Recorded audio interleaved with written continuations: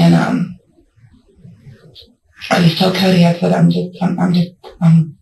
can't do this anymore. I said, one of us is going to end up dying. I did tell Cody that. Detectives allow Pandora to speak. Pandora Zahn sat before the detectives. I wanted it to stop. Her voice was calm. She said she woke up and her husband was already dead. She said she didn't see anyone, but then she said something else. And that's when I seen the blood on the wall, and I just grabbed a piece of toilet paper and wet it and wiped it off. The detective didn't raise his voice. He simply asked, "You were trying to protect him?" I was trying to protect him. And just like that, the story cracked.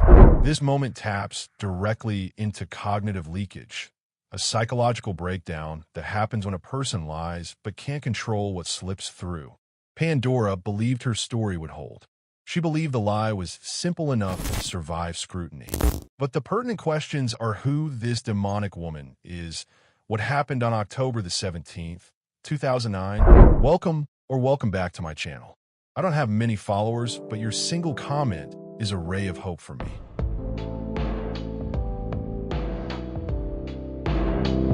On the early morning of October 17, 2009, in Miamisburg, Ohio, police were dispatched to a modest apartment following a frantic 911 call. Inside, they found Charles Zahn, a former Army veteran and corrections officer, lying dead in his bed. He had been brutally stabbed multiple times. The home showed signs of chaos, but not the kind investigators expect from a true home invasion. The October air was cold, the apartment dim, and the scene strangely quiet for a crime of such violence. Charles's wife, Pandora Zahn, was found shaken but physically unharmed. She told police that intruders had entered the home while she slept and attacked her husband. She claimed she had been knocked unconscious and only discovered the crime after waking. At first glance, the story seemed plausible, but something felt off. The house showed no forced entry. The timeline didn't align, and Pandora's calm demeanor raised concern. Detectives brought her to interrogation. Today we will look into the psychological aspects of this case. As detectives began asking routine questions, the story slowly unraveled. Over hours of questioning, Pandora revealed inconsistencies about the night, her movements, and what she had seen.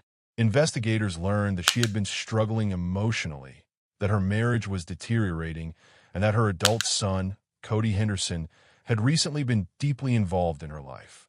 Today, we will look into the psychological aspects of this case.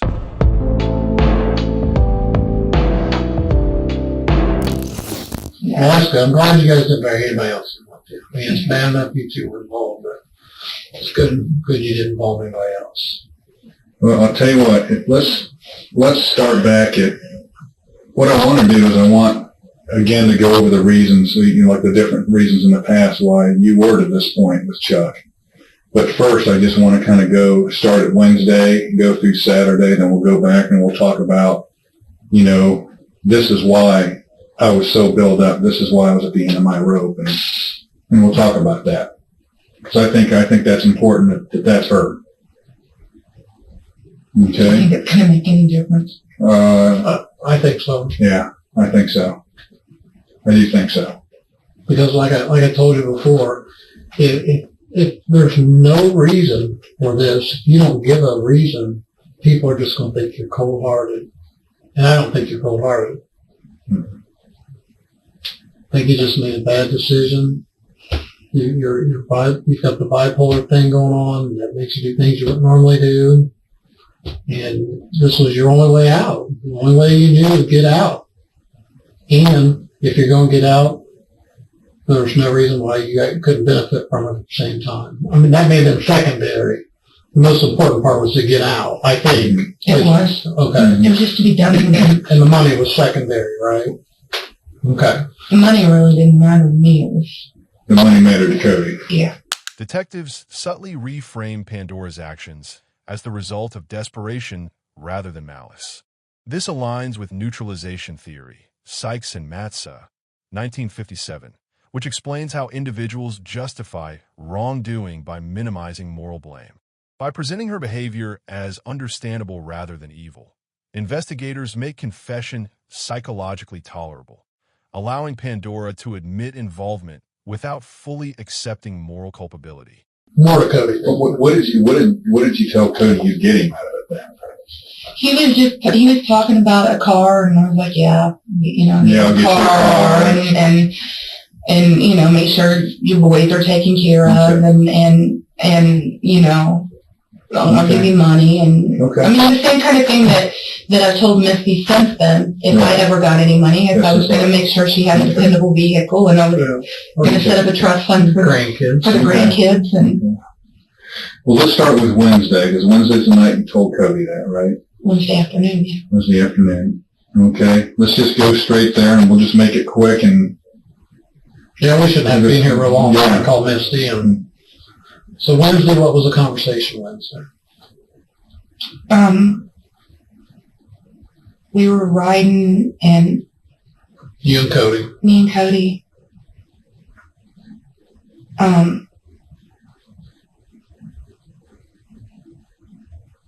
and I think I was kind of in a quiet mood, and he asked me what was going on, and I told him that I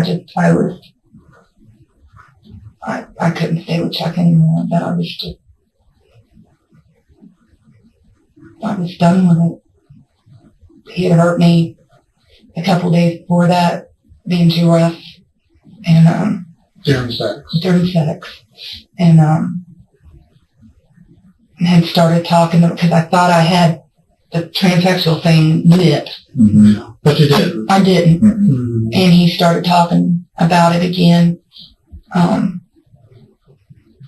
bad that he really wanted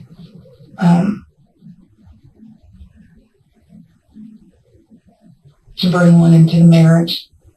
And I just told Cody, I said, I can't do this anymore. I said, one of us is going to end up dying. I did tell Cody that. Detectives allow Pandora to speak at length about her life, marriage, and emotional struggles before ever challenging her version of events.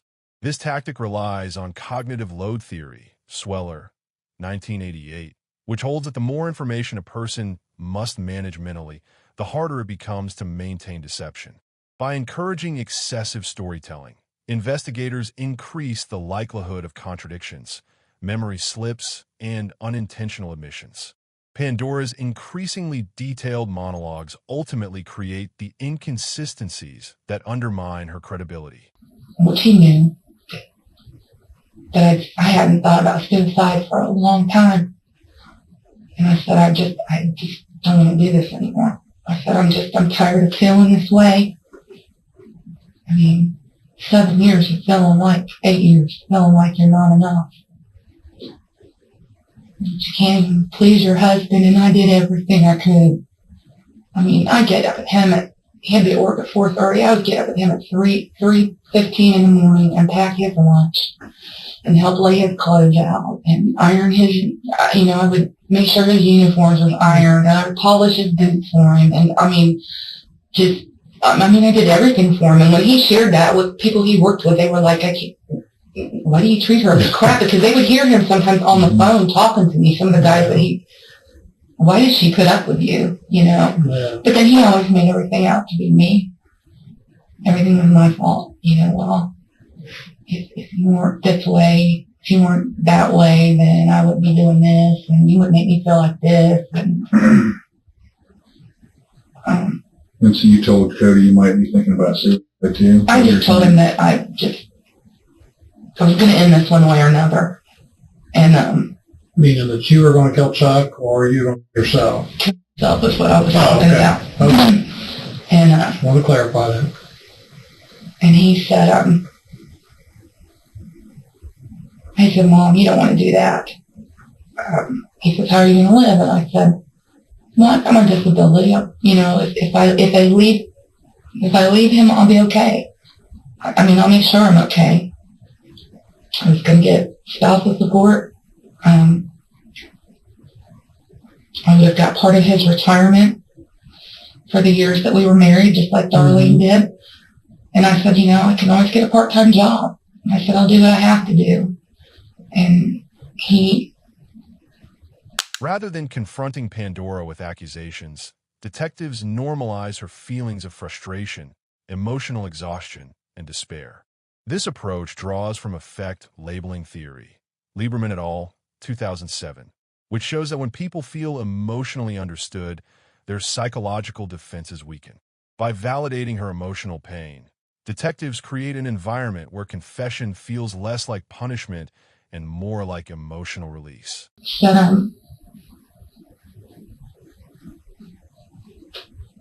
the better solution is if Chuck was dead. He said you wouldn't have to put up with him anymore. He said, because you know he's never going to leave you alone. And he said you'd have the insurance money. You'd be taken care of. You wouldn't have to worry about things. Worry about working. And I said, I know, you're right. That would solve a lot of problems, but I'm still going to make it. I mean, like I said, my counselor and I have been talking about it for a long time. And she had actually recently had a recent visit before that, asked me just how much more I was going to take before I left. She said, whether you believe it or not, you are strong enough to do it at this point. And then he says, I'm serious. He says, I could just kill him and that would take care of everything. And I said, well, you're right. If he was dead, it would take care of everything. He wouldn't hurt people and be mean to people and wouldn't have to put up with all the perversions and abuse. Whether the physical abuse stopped and the mental abuse kicked in 10 times as worse. How many times he told me he'd hate me, they hated me. So why did you marry me? And At multiple moments, investigators allow long pauses after Pandora finishes speaking. This silence is intentional and rooted in interactional pressure theory, which explains that humans feel an instinctive need to fill conversational gaps.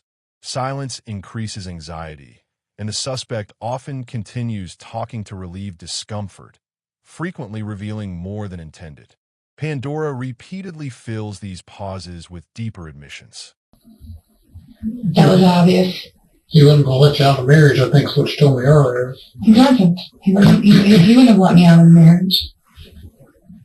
So this seemed like, at the time, It seemed like a solution because those last 2 or 3 weeks, it had just got,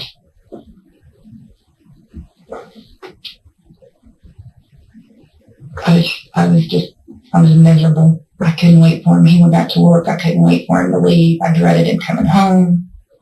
you lived in your own. Yeah, because it was constantly something. I didn't cook something right. I didn't clean something right. I didn't straighten something right. And I would try to walk away from fights, and oh my gosh, he'd get in my face. He'd grab me. That's how I got some of my bruises. I would try to walk away from him. He was yelling at me, and he would leave bruises on my arms. He left fingerprints on my neck one time. I wore turtlenecks for days until it went away. And I know my family was seeing it. And So Cody brought this up. You guys decided that is a good idea. Ended up on the knife, and you're like, that sounds like a good idea. Because of him killing Chuck, you were going to get him a car or something, and you were going to get yourself a house or something like that. Take care of the grandkids. Right, take care of his kids if he did it, and take care of him if he did it. But on your end, you were going to take care of getting yourself a house. And is that accurate? some kind, Okay. some kind of security Okay. and taking care of Chuck's son over in Germany and Okay. pay my parents back. Okay. So that conversation was on Wednesday. Rather than seeking a full confession immediately, detectives guide Pandora through small agreements, acknowledging stress, acknowledging fear, acknowledging resentment. This relies on commitment and consistency theory, Cialdini, 1984, which suggests that once people agree to minor statements, they feel compelled to remain consistent with those positions. Each agreement nudges her closer to admitting intent and participation. And when you're in there, what are you seeing now that you're back in how did you get back in the apartment? He come back, told you to come back and help him find the knife? Is that when? Or? He was yelling for me, and I wasn't doing anything when he called me a bitch and told me to get inside. He wasn't threatening you. He's just mad because you're not coming in, right? Correct? Correct. He wasn't threatening you. He just, bitch, get back in here. He's mad because he's all hyped up. He's doing this, and he needed help finding the knife. He's kind of freaking out. Is that accurate? All right. So you go back in, and you had told me that Chuck was on the floor, and you saw him maybe doing something. He was on the floor in between the bed and the nightstand, and that's when Cody was trying to get me to go get another knife, and I wouldn't, and he stomped Chuck in the head. Okay. Hit him in the head like 2 or 3 times. So he was trying to get you to go get another knife. Yeah, and I wouldn't. I wasn't moving because I came in, I seen everything, and I just kind of melted on the couch and couldn't move. And at that point, and we kind of talked a little bit earlier, at that point, you see a lot of blood, correct? Cody's covered from head to toe. Cody's covered in blood. Chuck is covered in blood. Blood's on your bed, on the floor, on the walls. Cody was originally, the plan was Cody was going to go in and slit his throat and be done. That was it, right? And when you went in and seen all that, when we initially interviewed you, I told you that you had told me it wasn't supposed to be like this. It wasn't supposed to be that messy. You were referring to it wasn't supposed to be that bloody. It was supposed to be one cut to the throat and done. Right? Is that right? Right. Okay. Investigators repeatedly returned to specific times, movements, and sequences of events. This method is rooted in reality monitoring theory, Johnson and Ray, 1981, which shows that fabricated memories lack sensory and temporal consistency. By forcing Pandora to revisit details, detectives expose contradictions between what she claims to remember and what logically could have occurred. How many did he take that day? Friday night. I don't know. He took him because we really did have a good day together on that Friday. There was no arguing. It was kind of a rainy, cloudy like day, kind of cool, and we stayed inside and I think we went someplace at one point to a store or something, maybe rented a movie. But he was staying anxious all the time. He was so miserable with his job. So did you call him off sick Thursday and Friday in anticipation of what you and Cody had been planning? It was just because he wanted to be off. He wanted to be off and be missing. You had to be the one to make the phone call. Yeah, he always needed to make the phone call. He never called himself off sick. Well, I know you told me originally, and I think you told us a little tonight, but originally you told us that Friday you called off work. You guys actually had a good day Friday. Mm-hmm. You fixed him his favorite meal Friday night. Remember that? Yeah, I'm trying to think what it was at that point. It was chicken paprika or halushka. It was something from some other country. Yeah, it was probably chicken paprika. You told me you fixed him his favorite meal. Mm-hmm. You guys had sex. Mm-hmm. You guys spent the day together. Mm-hmm. Was that all because you knew what was coming over the weekend? That was him.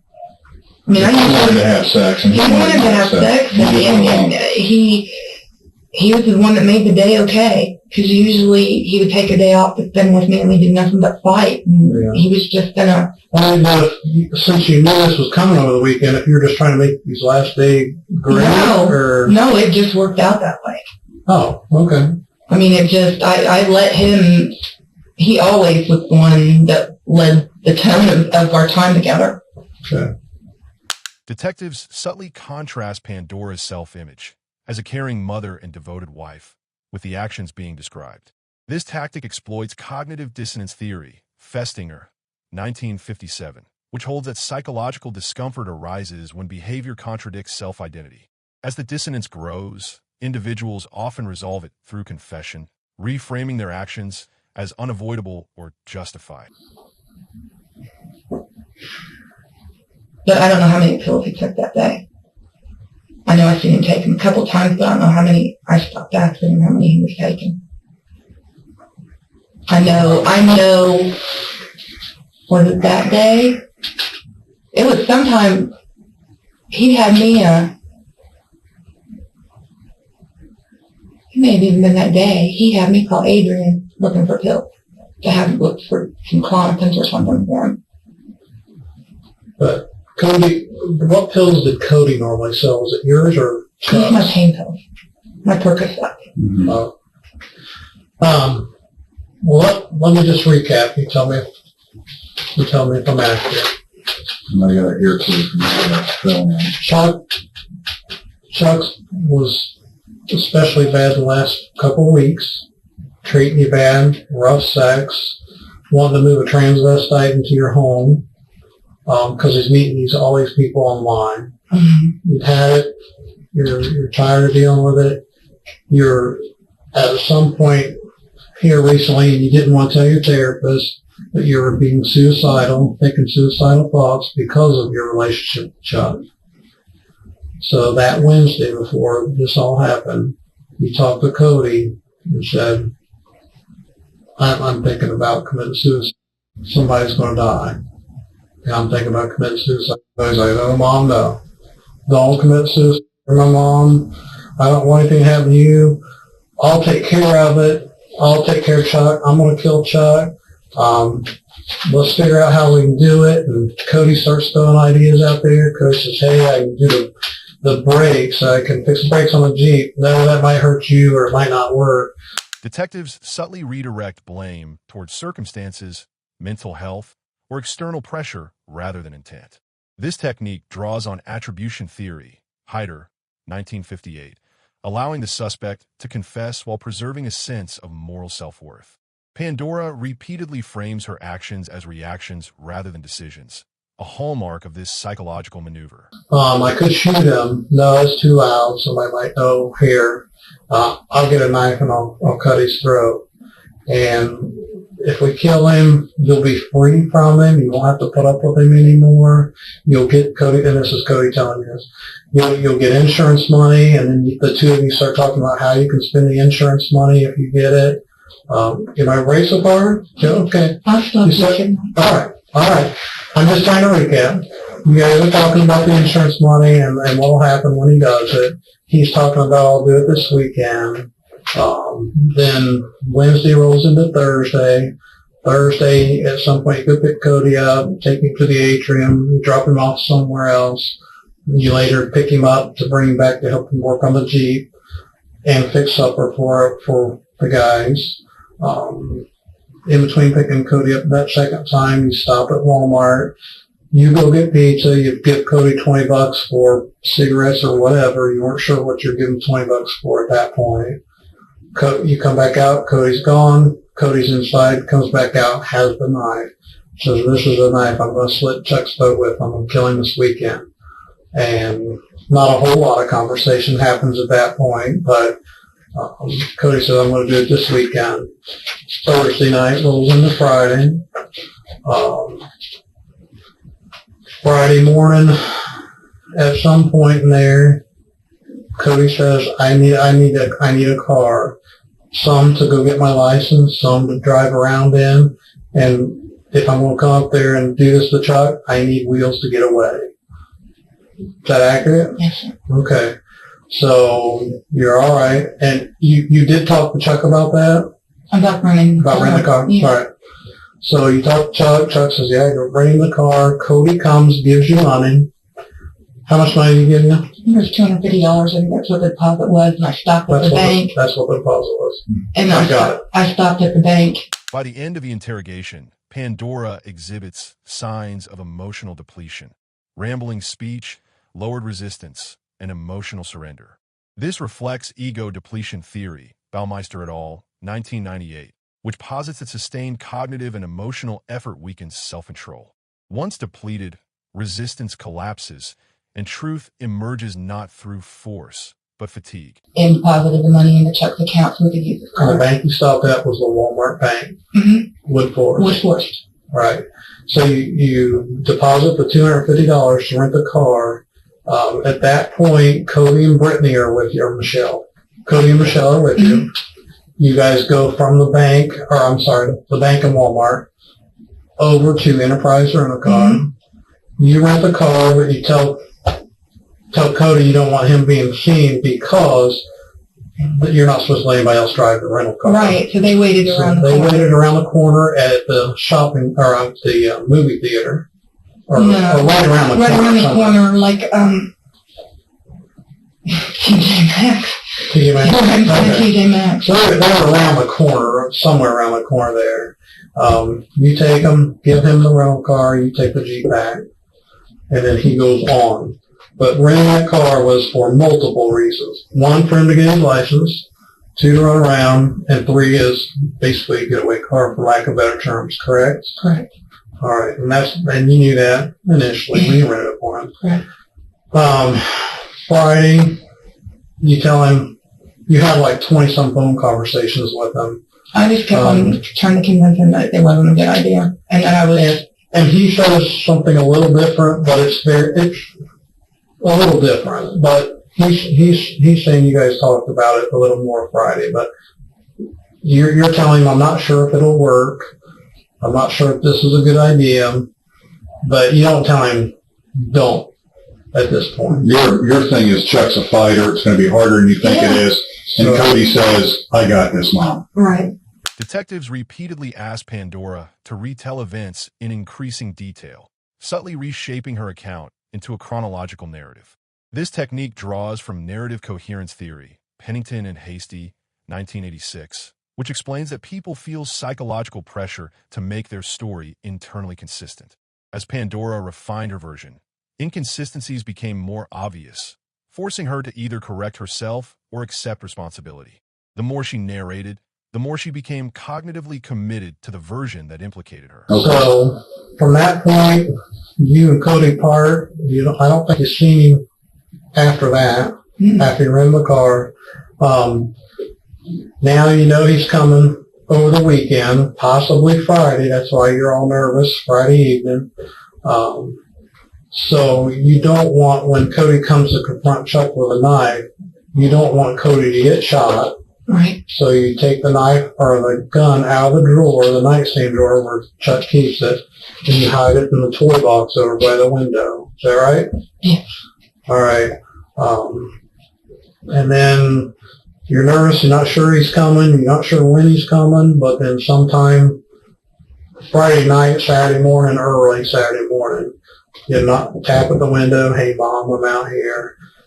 You open the door, let Cody in. Back up. At some point Friday, I think you said he got gloves from your house. It was Thursday when we were there working on the job. I seen him stick some gloves in his pocket. Okay, so Thursday he got the gloves from the apartment. So Saturday morning, knocks on the window, Mom, I'm here. Tells you, step out if you don't want to be part of that. You step out, open the door, let him in. He comes in. It's worse than you could imagine because Chuck is fighting. It didn't work, stabbing him once like Cody said he would do. So it's much worse than, it wasn't supposed to be like this. It wasn't supposed to be this messy. That comment you made to us was accurate. It wasn't supposed to be this messy. It wasn't supposed to happen like this. You come back in, you see Cody kicking Chuck. Cody's tells you help him find a knife at some point. You try to help him find a knife, but at that point he finds it, right? Mm-hmm. He tells you to go get another knife before he found his knife. You said no, you're on the couch. You close your eyes. At some point, Chuck's trying to get back up on the bed.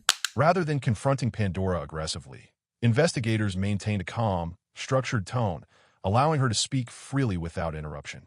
This reflects containment theory, buy-in, 1962, which holds that individuals under emotional stress become more compliant when they feel emotionally held rather than attacked.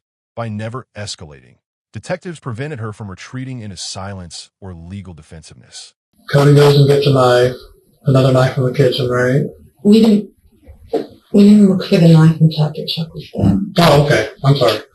So Cody gets another knife, finishes what he's doing, tells you to help him find a knife.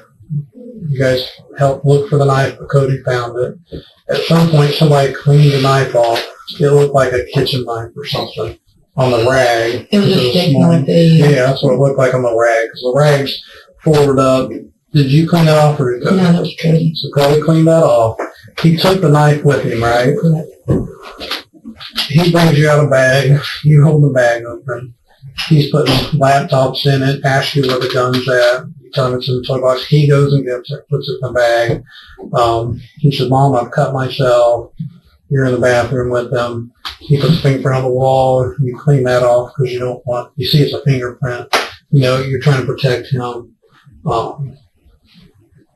He leaves, tells you to make up whatever story you want. You're on your own. I'm out of here. He leaves. Then we have our interaction for that day, Saturday. When we're all done, you called Cody to come and get you. Because I know at some point in our conversation you're saying you're afraid of Cody, but that wasn't true, correct? You're not afraid of Cody. You called him to come get you, and we've already talked. You're not afraid of Cody, correct? Because this wasn't about you. It was about Chuck, correct? Correct. So he's not turning anger on you. And in fact, he's, until recently, until hearing all that, been protecting you. Detectives repeatedly framed Pandora as a mother, wife, and caregiver before addressing her role in the crime. This tactic draws on self-concept preservation theory, which explains that people are more willing to confess when their core identity is affirmed rather than attacked. By reinforcing her identity as someone who meant well, they allowed her to admit wrongdoing without fully destroying her self-image. But is all that accurate? Is there anything wrong? Was. All right. I'll tell you what, I'm going to have you write all that. I know. I'm sorry. But while we're doing that, we're going to call Misty. And Pandora. When you write your statement out, when you write it out, and be as detailed as possible, when you write that out, I'll go call Misty and have her get started up here. You can smoke in here a little bit. If you want to do it in this statement, or if you want to write a separate statement, if you want to, you can write an apology letter to Chuck's family. Do you want to do that? Yeah. All right. My pen. Absolutely. Can I call We got to that take the now? rest of your purse, though. Okay? And you're going to give this to her when... Yes. All right. The interview strategically juxtaposed Pandora's claimed intentions with a brutal outcome. This leveraged cognitive dissonance theory, Festinger, 1957, the discomfort caused when beliefs conflict with actions. As detectives highlighted the contrast between her claimed fear and the organized planning, the psychological tension increased until resolution became necessary through confession. Here's Dad. He wouldn't. The gay I told guy. him, I said, well, I don't know. Here's Dad's gay. He said, I told him, I said, I need to talk to Misty. I said, can you have her call? He said, well, she's a neighbor and I can't go get her. It's too cold out to take my kid out. I'm like, it's important. Go get her. Yeah, he said, well, maybe I have a neighbor go get her. Like, she's at the neighbor's. I don't get it. He said he'll have her call me back in a minute. Would you try Paula if she doesn't come back in the next... They just live across the street. The neighbor just lives across the street. She should have called you back by now. Sam said. Okay. I haven't heard my phone. So she's not with, what's his name, Eric? Is that her other boyfriend, Eric? They got married February 24th. Dumbass. He left her a month ago for a 17-year-old. That's Bella's dad. Tanner's dad hasn't been a part of his life for the last 2 years. Been living in Oklahoma with a guy and just been up here a couple weeks. I'll call Paul so here now. Detectives repeatedly validated her emotions without validating her actions, a method rooted in Rogerian client-centered theory, Rogers, 1951. This allowed Pandora to feel heard while still being held accountable. Validation reduced defensiveness, making her more likely to volunteer incriminating details without realizing the legal weight of her admissions. Anything else? All right.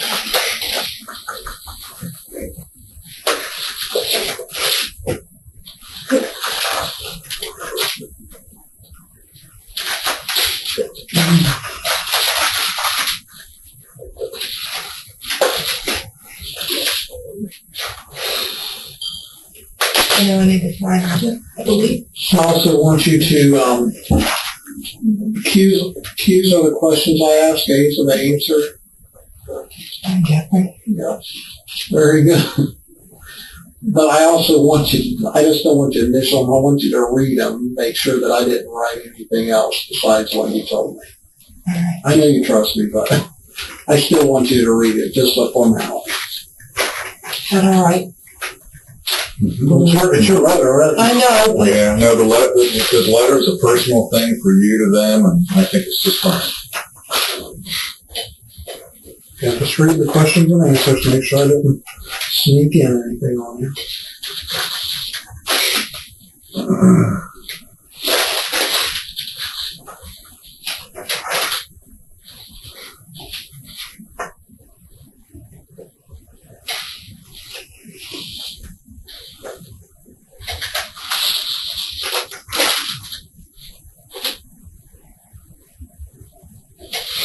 are you going to be seeing Cody? Well, yeah, I'm sure at some point here soon we'll see him. Huh? You told me that I finally told the truth. No, I love him and I'm sorry. So well, Yeah, because that's one thing, Pedro, that I have, well, I'll let you finish saying I want to ask you.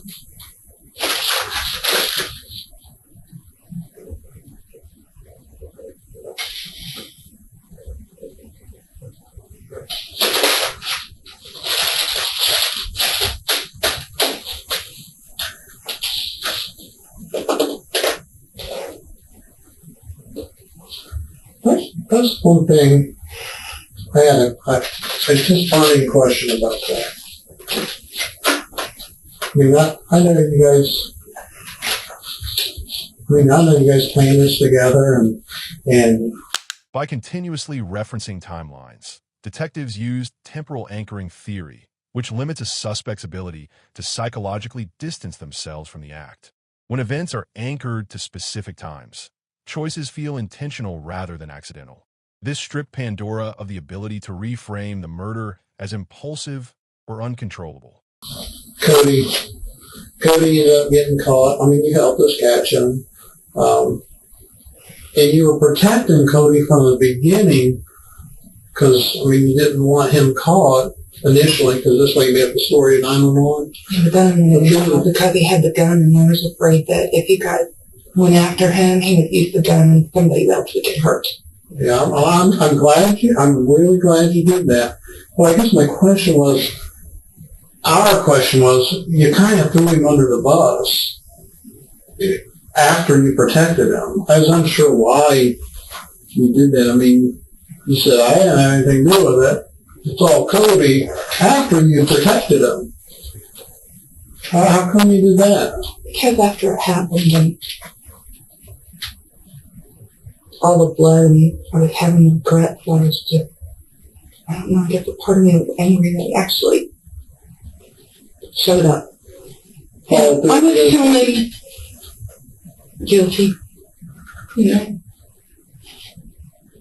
I wondered, Ed. trying to protect yourself a little bit after that. Yeah. I tell you what, the guilt ate me up. Ate me up. I figured it would be because, if you cared about Cody at all, you had to be worried that, man, I just threw him under the bus and he's in jail and I'm out here scot-free. Although you knew you weren't scot-free. You knew it was just a matter of time, right? Before, something, yeah. And I think just recently, I accepted the fact that it wasn't going to be something minor, Mm-hmm. I've always felt that eventually,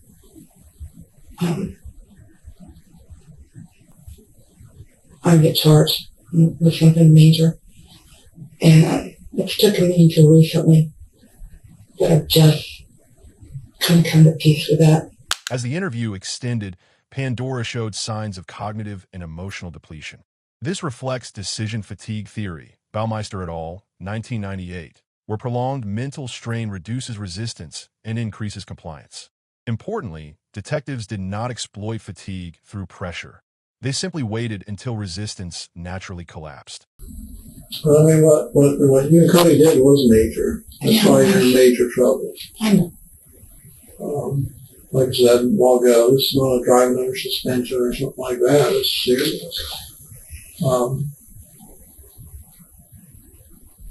I really didn't think he would show up that night. I didn't. I thought he would get so drunk and so messed up on drugs that he just wouldn't You show couldn't up. do it. Yeah. Well, I mean, he said, I'll be there sometime this weekend. So you didn't know when he's coming. No. But I figured the longer it took for him to get there, the less chance of him coming was. Mm-hmm. But by the time you first started to back out was when it was too late and happening. And then that was just too late, right? Well, you first started having, You know, when I first realized that it wasn't a good idea, or that I didn't want it to happen, was after the day that Chuck and I had together.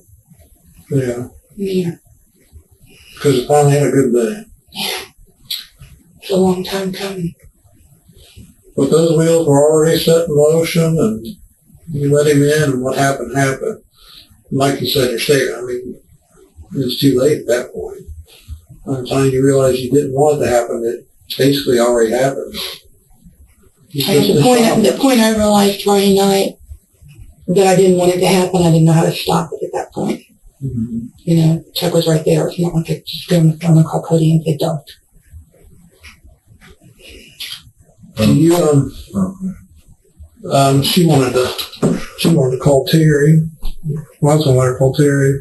sure. Do you have anything else for her before she calls? No, I think it's time that you want to call Terry while you're smoking a cigarette. Yeah. Okay, let's do that. You want This to needs to go. Detectives subtly separated responsibility between Pandora and Cody, allowing her to confess without feeling she bore full blame. This technique is grounded in attribution diffusion theory, where shared responsibility reduces fear of total condemnation. Once Pandora believed responsibility was distributed, she became far